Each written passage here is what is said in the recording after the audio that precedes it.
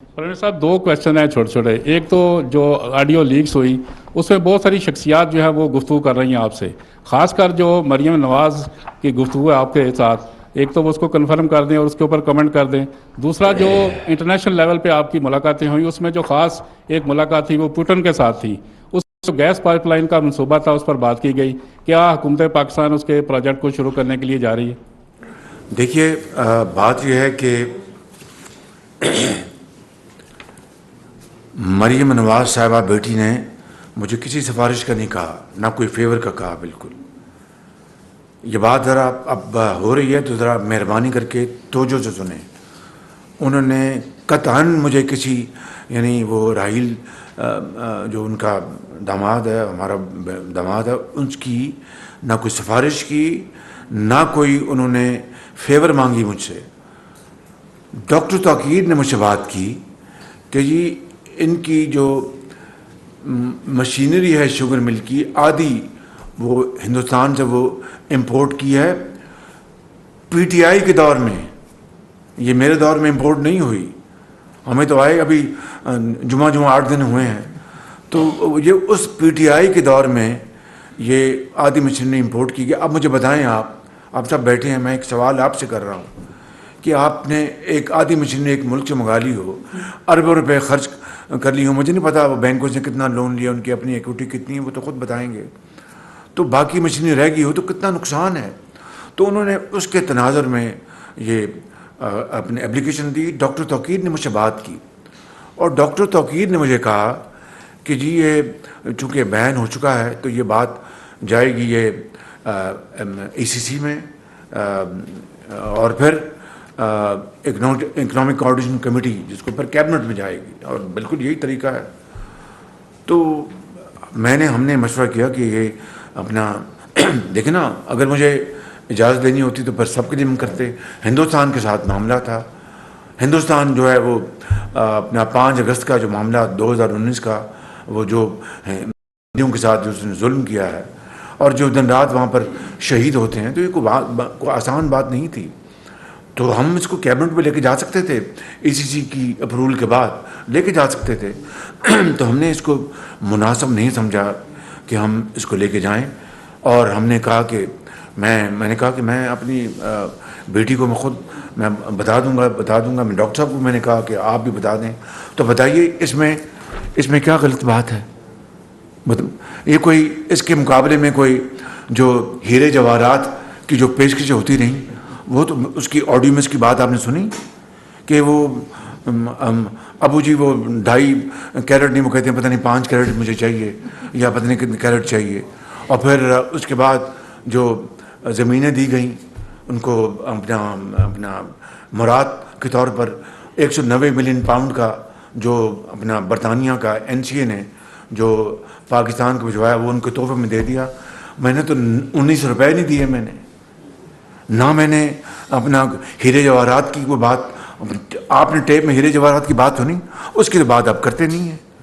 ये आप लेके बैठ गए जहाँ पर ना कोई फेवर है, ना कोई फेवरेटिज्म है, ना कोई सिफारिश है, ना कोई काम किया गया, बल्कि माजरत कर ली गई कि भाई ये मजबूरी है, ये नहीं हो सकता। कानूनी तौर पर मैं कर सकता था, और कानून का मंशा यही था कि आप ECC में जाएं समरी लेके, फिर काबीना में ले आएँ। ना हम ECC में गए, ना काबीना में गए। किसी आपने आवाज़ में कोई हीरे जवाहरात की बात सुनी? ये मुझे बताएं ना, आप ज़रा वही बताएं ना, आपने किसने सवाल किया था? तो क्या उसमें आपने हीरे जवाहरात की बात सुनी? 5 कैरेट को उर्दू में क्या कहते हैं यार? 5 कैरेट ही कहते हैं सर। जी, 5 कैरेट। अच्छा 5 कैरेट कहते हैं। नहीं, मेरी बात सुने ना भाई, आप इस तरह की बात ना करें। मगर ये बताएं कि इमरान नियाज़ी ने सारी रियासती मशीनरी का बेपनाह नाजायज़ इस्तेमाल करते हुए, यानी ब्रूट फोर्स का इस्तेमाल करते हुए कितने झूठे केस बनाए गए पूरी ऑपोजिशन के ख़िलाफ़, मुझ समेत, मियाँ नवाज शरीफ साहब की समेत, मरियम बेटी की समेत, और पार्टी के जो ज़ुमा हैं अपने पीपल्स पार्टी के, PMLN के, अपना बेटियों को नहीं छोड़ा, और हम जो हमशीरा है उनको गिरफ्तार किया गया। और क्या, और फिर बशीर मेमन को बुलाया गया, इमरान खान ने अपने दफ्तर में बुलाया اور کہا کہ ان کے خلاف اپنے مقدمے کروں. ان کو جی یہ جعلی مقدمے, جھوٹے مقدمے میں نہیں کر سکتا. اب بتائیے کہ یہ سارا آن ریکارڈ ہے, یہ کوئی ریکارڈڈ بات نہیں. بشیر میمن نے خود انٹرویوز دیے ہیں, بیانات دیے ہیں اخبارات میں, ان کے اسٹیٹمنٹ چھپی ہیں. آپ ان کے اوپر اپنا غور کریں کہ اس کا کیا ہوا. کیا میں نے پالیسی کو امینڈ کیا, میں نے پالیسی کو میں نے چینج کیا؟ کوئی سوال نہیں پیدا ہوتا. تو اتنا شور میڈیا پہ جو اٹھایا گیا ہے, خدا را آپ دیکھیں نا, انصاف کریں. اگر میں نے کوئی اس میں زیادتی یا غلطی کی تو اگر آپ مجھے پکڑیں گے تو میں ضرور اس کا جواب دوں گا. اگر غلطی کی تو آپ سے, قوم سے معافی مانگوں گا, پوری قوم سے ہاتھ جوڑ کے معافی مانگوں گا. لیکن جہاں پر ہیرو جواہرات کی بات ہوئی کہ جو وہ اتنی وہ 2.5 یا 3 کیرٹ میں نہیں مانتے, وہ کہتے ہیں کہ مجھے 5 کیرٹ کے چاہیے, ہیرا چاہیے یا انگوٹھی چاہیے. خدا را, اور قوم کے جو ایسٹ جو ہیں کس طرح بے دردی سے ان کو بیچا گیا. توشہ خانہ میں دیکھ لیں آپ, توشہ خانے میں کیا ہوا کہ ایک تو دبئی میں ایک ہمارے بہت ہی مربی ملک کا جو تحفہ تھا, اپنا 10 کروڑ 15 کروڑ روپے کا, پتہ نہیں کتنی قیمت تھی, وہ بیچ دی گئی اور اس کو پیسے جیب میں ڈال دی. اس کا تو اپنا ذکر نہیں ہوتا. دیکھیے یہ تو ایک آڈیو ہے جس میں گفتگو آپ نے سنی, اس میں کہیں خدا نہ خواستہ لین دین کی بات ہوئی ہے کہ جناب اتنے کروڑ روپے یا اتنے ارب روپے دیں, اتنی زمین دیں, یا 190 ملین پاؤنڈ چھوڑ دیں, 19 پاؤنڈ دے دیں آپ. کہیں اس طرح کی کوئی بات دور دور اس کا شائبہ ہے اس کا. پھر یہاں پر اسلام آباد میں اور گھڑیاں بیچ دی گئیں, قانون کی دھجیاں اڑائیں گی, گھڑیاں بیچ کے پیسے جیب میں ڈال لیے, اور بعد میں جو توشہ خانہ کی جو تھی وہ اپنا پرسنٹیج وہ وہاں پر جمع کرا دی. کبھی اس طرح ہوا آپ نے کبھی دیکھا؟ پہلے تحفہ جاتا ہے توشہ خانے, وہ ایسٹیمیٹ لگاتا ہے کہ جناب یہ 10 کروڑ روپے اس کی قیمت ہے, یا 20 کروڑ یا 5 جو بھی ہے, اور اس کا جو اپنا پرسنٹیج جو اپنا پالیسی ہے وہ آپ جمع کرا دیں, اس کے بعد دے لیں. ایسا نہیں, وہ خان صاحب نے گھڑیاں بیچ دیں, بیچ کے تو پیسے جیب میں ڈال لیے اور توشہ خانوں کو کہا کہ یہ لے لیں. اب بتائیے اس سے بڑی قانون کے ساتھ اور اپنا کھلواڑا کیا ہو سکتا ہے؟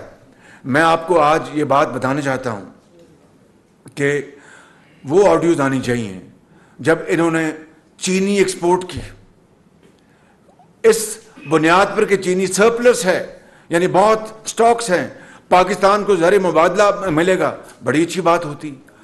52 روپے قیمت تھی چینی کی میاں نواز شریف کے زمانے میں, 2018 ستمبر کی یہ ریکارڈ کی بات کر رہا ہوں, اٹ از irrefutable ایویڈنس. اور اس کے بعد وہ چینی ایکسپورٹ ہی اس کو پر لگ گئے, آگ لگ گئی, چینی 100 روپے سے اوپر چلی گئی.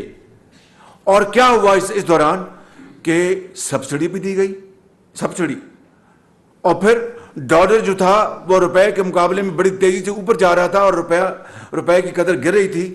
یعنی اٹ واز اے ونڈ فال, ایک طرف سبسڈی لے رہے ہیں اور دوسری طرف ہر کلو کے اوپر جو ڈالر اور روپے میں جو کمی آ رہی تھی روپے کی قدر میں, وہ بھی پیسے جیب میں جا رہے تھے. اس طرح پاکستان کا اربوں روپے کا یہ سکیم ہے, اربوں روپے کا. اور آپ یاد کریں رات کے 12 بجے خان صاحب پریس کانفرنس کرتے ہیں, میں چھوڑوں گا نہیں, یہ کمیشن میں نے بنا دیا ہے. وہ کدھر کمیشن, کہاں رپورٹ, ایز اے اسپیک, کس کو پوچھا گیا, کس کو سزا ملی, کس کی جیب سے پیسے نکلوائے گئے. اسی طرح گندم ایکسپورٹ کی گئی اور بعد میں ناقص گندم منگوا لی گئی. اربوں ڈالر پاکستان کے اس طرح برباد کیے گئے. کسی نے اس کا نوٹس لیا, اس کا پوچھا کسی نے؟ وہ کہاں تھا نیب اس وقت, اور نیب کیوں بولتا؟ وہ بیچاری خاتون کو اس کو حبس بجا میں رکھ لیا پی ایم ہاؤس میں, اور اس سے جناب بند کر دیا کمرے میں, اور ان سے لے لیا, اور پھر اس کو بلیک میل کیا گیا چیئرمین کو دبا کے. تو تمام کیسز بند کروا لیے بلیک میلنگ کے ذریعے, اور تمام کیسز جو تھے اپوزیشن کے خلاف ان کو جیلوں میں بھجوایا گیا, کال کوٹریوں میں بھجوایا گیا.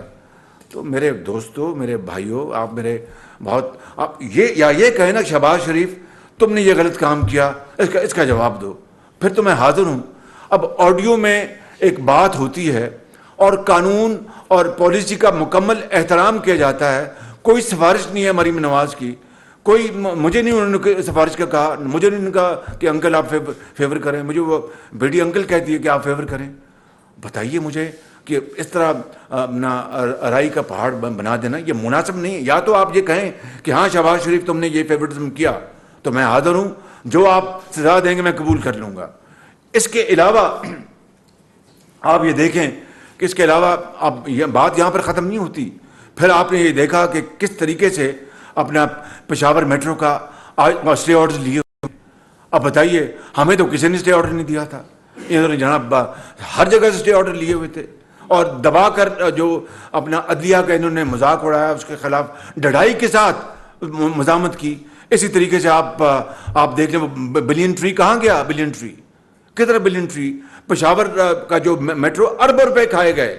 اس طریقے سے ان کی جو کرپشن جو ہے اس کی داستان میرے پاس. آپ مجھے بھی شہباز شریف آپ نے پچھلے 5 مہینے کیا کیا, مجھے تو اب رات کو نیند نہیں آتی تھی کہ بھئی خدا نہ خواستہ ڈیفالٹ ہو جائے گا.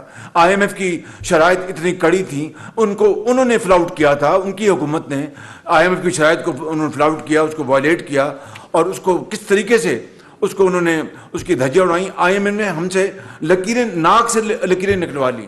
میں نے کہا جہاں کہ نیو یارک میں ملی مجھے آئی ایم ایف کی جو تھی ان کی مینیجنگ ڈائریکٹر, بہت اچھی خاتون. میں نے کہا کہ ہم نے ایکسیپٹ کی ہیں یہ آپ کی شرائط, انشاءاللہ پوری کوشش کریں گے. اب سیلاب آ گیا ہے, اب آپ بتائیے کہ میرے لیے ممکن نہیں ہے کہ میں ان شرائط کو اور انہوں نے پوری ہمدردی کا اظہار کیا کہ انشاءاللہ ہم کنسیڈر کریں گے, ہم بورڈ میں جائیں گے. تو میرے بزرگوں, میرے بھائیوں, میری بہنوں, ہم تو دن رات لگے ہوئے تھے اس کام کے اوپر. ڈالر اوپر جا رہا ہے, ڈالر نیچے جا رہا ہے, اور پھر یہ جناب اپنا دن رات یہ ریلیاں اور تقریریں کہ خدا نہ خواستہ پاکستان سری لنکا بن جائے گا, خدا نہ خواستہ پاکستان کا دیوالیہ نکل جائے. یہ اصل میں یہ چاہتا تھا عمران خان نیازی. اور میں آج آپ کو ایک بات بتاتا ہوں, مجھے یہ بات مجبوراً مجھے کرنی پڑ رہی ہے. پھر مجھے بتائیے کہ میرے خلاف NCA میں گئے, لنڈن میں نیشنل کرائم ایجنسی کی وہاں پر کہ 2 سال کیس وہ چلتا رہا. میں چپ کر کے بیٹھا رہا کہ اللہ عزت رکھنا اور کچھ نہیں. میں نے اگر کوئی جرم کیا ہے تو پھر ٹھیک ہے, میں اس کو بھگتوں گا, اگر نہیں کیا تو مجھ پر کرم کرنا, مہربانی کرنا. NCA 2 سال, اس کے بعد کلین چٹ ملی.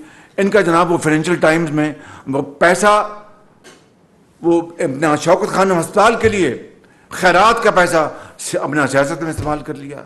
اگر یہ غلط تھا تو جاتے پھر وہاں پر اس کے خلاف, جس طرح میں نے ڈیلی میل کے خلاف کیس کیا, یہ کرتا جا کے فائنینشیل ٹائم میں ان کے خلاف کیس کرتے جا کے. اس سے زیادہ یعنی جھوٹا شخص میں آپ کو بالکل, میں ایمانداری سے کہہ رہا ہوں, خدا کو جان دینی ہے, میں بہت گناہ گار آدمی ہوں.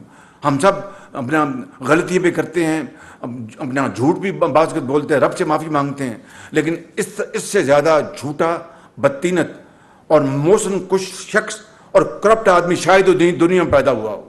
اگر عوام نے اپنا فیصلہ جو عوام نے کرا, ہم عوام کے فیصلے کا احترام کریں گے کہ اپنا انہوں نے 4.25 سال لوٹیا ڈبو دی آپ کی اپنا معاش کی, پاکستان کو تباہ و برباد کر دیا.